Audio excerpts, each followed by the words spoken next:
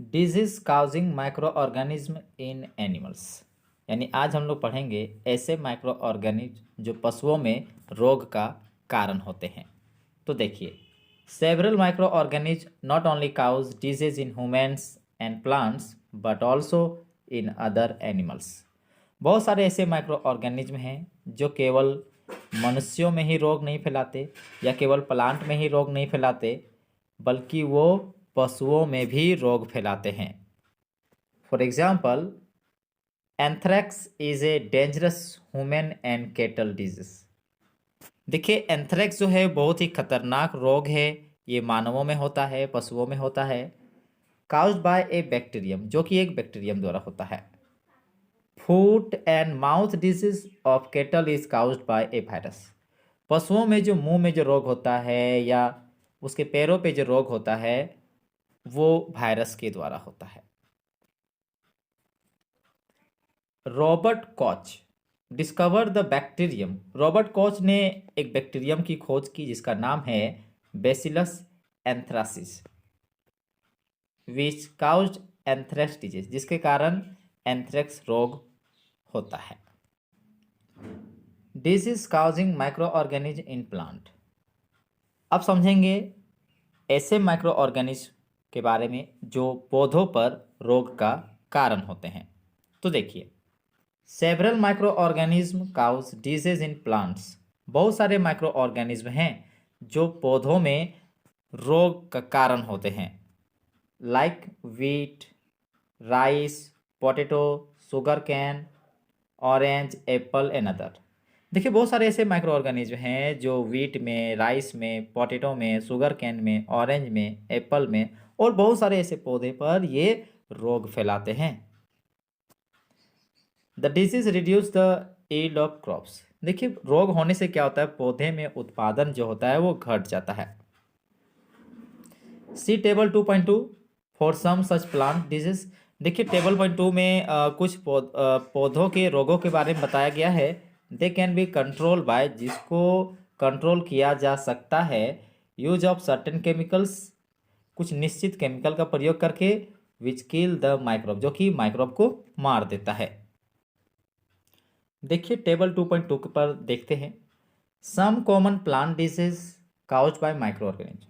कुछ पौधों के रोगों के बारे में जान रहे हैं जो कि माइक्रो ऑर्गेनिज्म द्वारा होता है।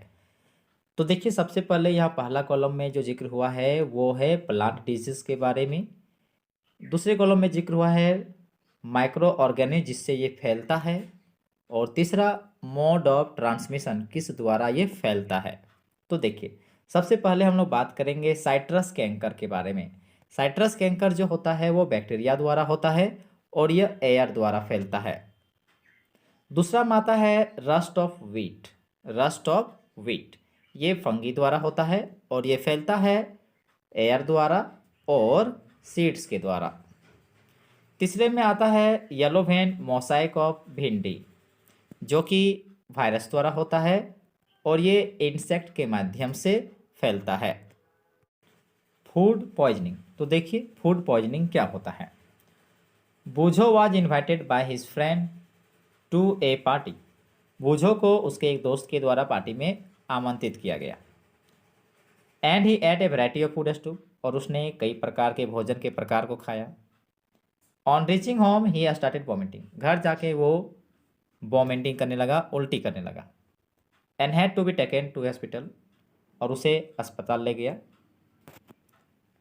द डॉक्टर सेड दैट, तो चिकित्सक ने कहा कि this condition could be due to food poisoning. ये जो स्थिति आई है वो फूड पॉइजनिंग के कारण हुई है। अब पहली सोच रही है, देखिए, Paheli wonders how food can become a poison, कि एक भोजन जहरीला कैसे हो सकता है। तो देखिए, समझते हैं पढ़ के। Food poisoning could be due to the consumption of food spoiled by some microorganism. Food poisoning उस भोजन को खाने से हो सकता है जिस भोजन को माइक्रो ऑर्गेनिज्म ने दूषित किया था, उसे प्रभावित किया था। मतलब माइक्रो ऑर्गेनिज्म जिस भोजन को दूषित कर देता है और उस भोजन को अगर हम खाते हैं तो उसकी वजह से फूड पॉइजनिंग होता है। Microorganism that grow on our food sometimes produce toxic substances.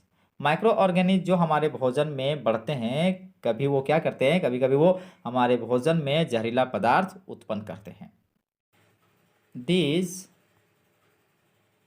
Make the food poisonous causing serious illness and even death. देखिए, अगर फूड पॉइजनिंग यानी कि ऐसे भोजन को जिसको माइक्रो ऑर्गेनिज्म में स्पॉइल कर दिया था, अगर उस भोजन को खाते हैं तो इसके कारण क्या होता है, फूड पॉइजनिंग से होने वाले गंभीर रोग हमारे आ सकते हैं, यहाँ तक कि मौत का कारण भी हो सकता है।